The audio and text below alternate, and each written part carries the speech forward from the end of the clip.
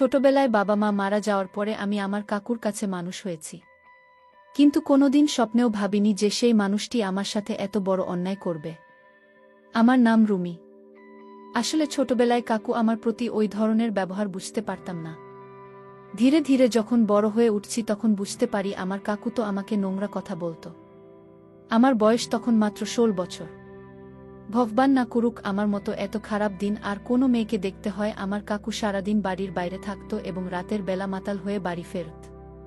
কাকুকে ও রকম অবস্থায় দেখে আমি ভয়ে দরজা লাগিয়ে ঘরের ভিতরে থাকতাম। একদিন তো কাকু সমস্ত সীমা পার করে দেয়। কারণ সেদিন রাতের বেলা কাকু মাতাল হয়ে বাড়িতে ফেরে। তারপর সে আমাকে ডাক দেয়। আমি ভয় কাকুর কাছে যাই। এক কাকু তখন আমাকে বলে আমার পায়ের জুতোটা খুলে দেওয়া। কাকু তখন সোফায় বসে টেবিলের উপর পাতা রেখেছিল। আমি তখন পায়ে হাত দিয়ে জুতোটা খুলে দিই। তারপর কাকু বলল, আজ তোকে আমি একটা কথা বলবো। আমি তো আগে থেকেই জানতাম কাকু কি বলতে চায়, কিন্তু আমার তো আর কোথাও যাওয়ার জায়গা নেই, তাই কাকুর কথা আমার রাখতে হয়। আমি বললাম, কাকু তুমি আমাকে আজেবাজে কথা বলবে না, কারণ আমি তো তোমার মেয়ের মতোই। কাকু তো বাবার মতোই হয়, কিন্তু সেদিন কাকু এতটাই মাতাল ছিল যে সে আমাকে জোর করে ঘরের ভিতরে আটকে ফেলে। কাকুর তো অনেক বয়স হয়েছে। আমি কাকুকে তখন ধাক্কা দিয়ে ফেলে দেয়। তারপর দরজা খুলে পালিয়ে যায়। কিন্তু আমি তো পালিয়েও রেহাই পেলাম না, তাই সেদিন পালিয়ে গিয়েছিলাম।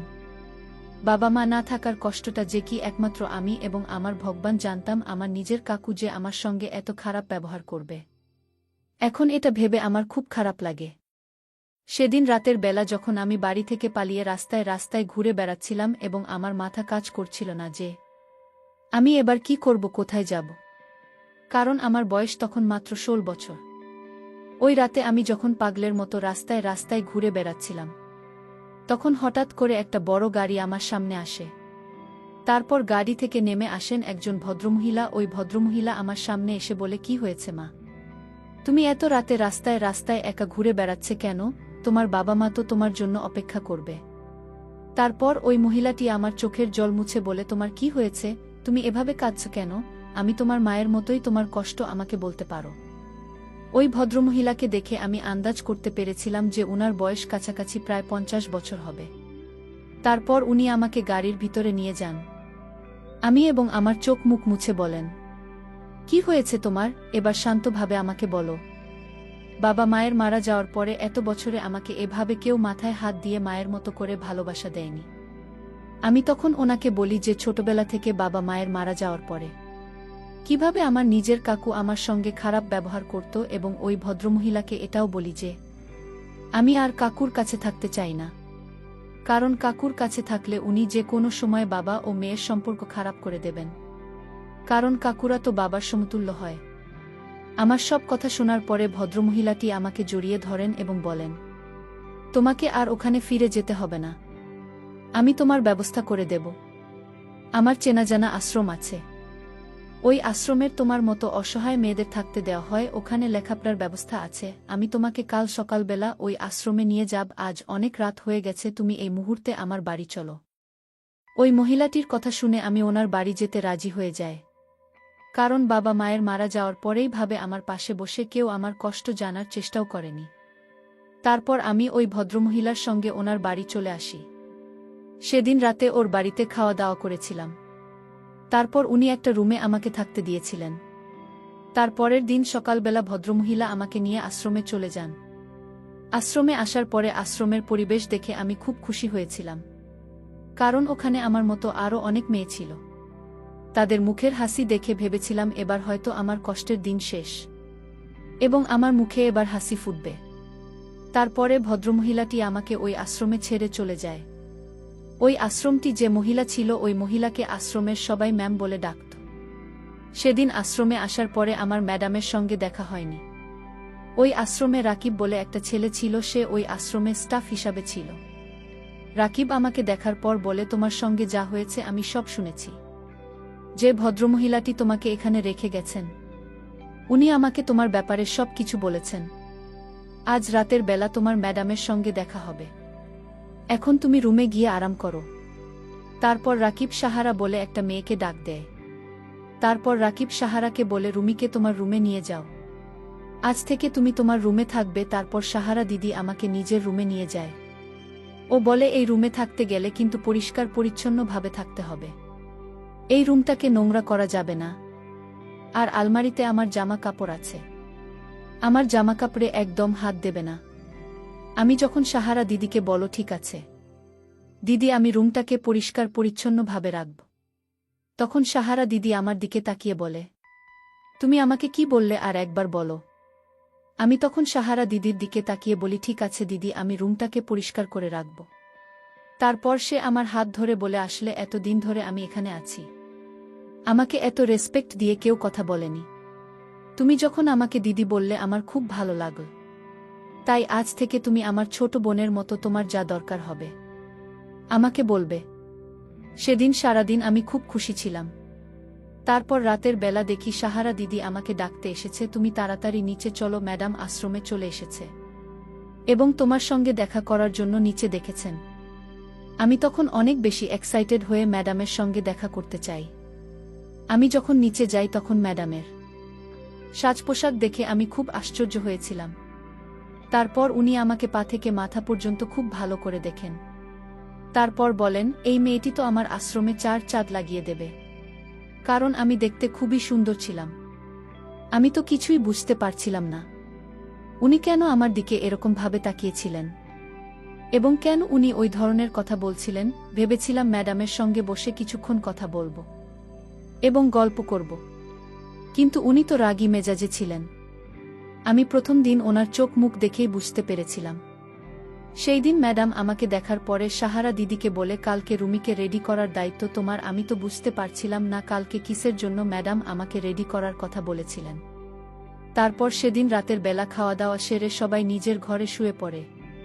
তারপরের দিন সকালবেলা সাহারা দিদি আমাকে একটা নতুন ড্রেস এনে দেও বলে, আজ সন্ধ্যায় আমাদের আশ্রমে একজন স্পেশাল গেস্ট আসবেন, যার জন্য সবাইকে রেডি হয়ে থাকতে হবে। আর এই ড্রেসটা ম্যাডাম তোমার জন্য দিয়ে পাঠিয়েছেন, এই ড্রেসটা পরে আজ সন্ধ্যায় তুমি রেডি হয়ে থাকবে। সেদিন সারাদিন কেটে যাওয়ার পরে সন্ধ্যাবেলায় আমি খুব এক্সাইটেড ছিলাম এটা দেখার জন্য যে আমাদের আশ্রমে কে আসবে। তারপর সন্ধ্যাবেলায় আমি রেডি হয়ে রুম থেকে বেরিয়ে নিচে যাই। নিচে গিয়ে দেখি আশ্রমের বাকি মেয়েরাও রেডি হয়ে আছে। তারপর কিছুক্ষণ পরে দেখি ম্যাডাম নিজের রুম থেকে বেরিয়ে আসে এবং আমাদের সবাইকে বলে, আশ্রমে আজ স্পেশাল গেস্ট আসবে না, খুব ভালো করে খাতির যত্ন করতে হবে। কিছুক্ষণ পরে দেখি একটা লোক হাতে সুটকেস নিয়ে আশ্রমের ভিতরে আসে। সেই লোকটাকে দেখে আশ্রমের প্রত্যেকটি মেয়ে হাত জোড় করে নমস্কার করে। আমি যেহেতু সবার পিছনে দাঁড়িয়েছিলাম, তখন ম্যাডাম আমাকে ডাক দিয়েও বলে, রুমি তুমি সামনের দিকে এসো এবং এর সাথে দেখা কর। তারপর ম্যাডামের কথা অনুযায়ী আমি স্যারের সঙ্গে দেখা করি। তারপর উনি আমাকে দেখার পর বলেন, বাহ, তুমি তো খুব সুন্দর দেখতে, তোমার মতো এত সুন্দর এর আগে কখনো দেখিনি। আমি তো ওনার কথার মানে কিছুই বুঝতে পারিনি। তারপর ম্যাডাম সাহারা দিদিকে বলল, সাহারা, রুমিকে উপরের ঘরে নিয়ে যাও। তারপর সাহারা দিদি আমাকে ঘরে নিয়ে যায় এবং বলে, তুমি এখন রেডি হয়ে যাও। আমি তখন সাহারা দিকে জিজ্ঞেস করি, কিসের জন্য রেডি হয়ে থাক দিদি? সাহারা দিদি তখন আমাকে বলে, একটু পরেই সব বুঝতে পারবে। এই বলে শাহানাদি মাথা নিচু করে রুম থেকে বেরিয়ে যায়। রুম থেকে বেরোনোর কিছুক্ষণ পরে আমাদের আশ্রমে যেয়ে স্যার মেহমান হিসাবে এসেছিলেন। ওই স্যার আমার রুমে ঢুকে যায় এবং রুমে ঢুকে দরজাটাকে ভেতর থেকে লক করে দেয়। আমি তখন ভয় পেয়ে বলি, স্যার আপনি রুমে কি করছেন এবং আপনি দরজা কেন ভেতর থেকে লক করছেন? স্যার তখন আমার দিকে এগিয়ে এসে বলে, তোমাকে দেখে আমার খুব ভাল লেগেছে। উনার কথার মানে তো আমি কিছুই বুঝতে পারছিলাম না। তারপর আমি জিজ্ঞেস করি, আপনি কি বলতে চাইছেন? স্যার তখন আমার দিকে এগিয়ে এসে বলেন, তাড়াতাড়ি নিজের তৈরি করে নাও। আমি তখন রাগে তাকে বললাম, আপনি কি বলছেন? আপনি এখনই এই রুম থেকে চলে যান আর আপনার মুখে মুখোশ খুলুন, আমি আপনাকে চিনতে পারছি না। তখন লোকটি বলল, আমি তো এখান থেকে চলে যাওয়ার জন্য আসিনি। আমি একদিনের জন্য তোমার ম্যাডামকে 50,000 টাকা দিয়েছি এই ধরনের কথা বলতে, আর আপনি এখনই আমার রুম থেকে বেরিয়ে যান, নইলে আমি চিৎকার চেঁচামেচি শুরু করব। এই সব নাটক আমি একদম পছন্দ করি না। যখন লোকটি ওই কথা বলল, আমি তখন লোকটিকে একটা জোরে থাপ্পড় মেরেছিলাম। তারপর দেওয়ার সাথে সাথে তার মুখের মুখও মাটিতে পড়ে যায়, আর তাকে দেখে তো আমার দম বন্ধ হয়ে আসছিল। লোকটি আর কেউ নয়, সে আমার কাকু। আমি বললাম, কাকু তুমি এখানে এসেছ? আমি তোমার কাছ থেকে পালিয়ে বাঁচার জন্য তোমার বাসা ছেড়ে চলে এসেছি, আর তুমি কিনা এই পর্যন্ত চলে আসছে। কাকু বলল, তুই ভেবেছিস তুই পালিয়ে বাঁচতে পারবি? তা কোনোদিনই সম্ভব না। তারপর আমি ভয়ে রুমের মধ্যে চিৎকার চেঁচামেচি শুরু করে দিই। তারপর কাকুকে বললাম, কাকু আমি তো তোমার মেয়ের মতো, তাহলে তুমি কেন আমার সাথে এমন অন্যায় করবে? কিন্তু কাকু তো আমার কোনো কথাই শুনল না।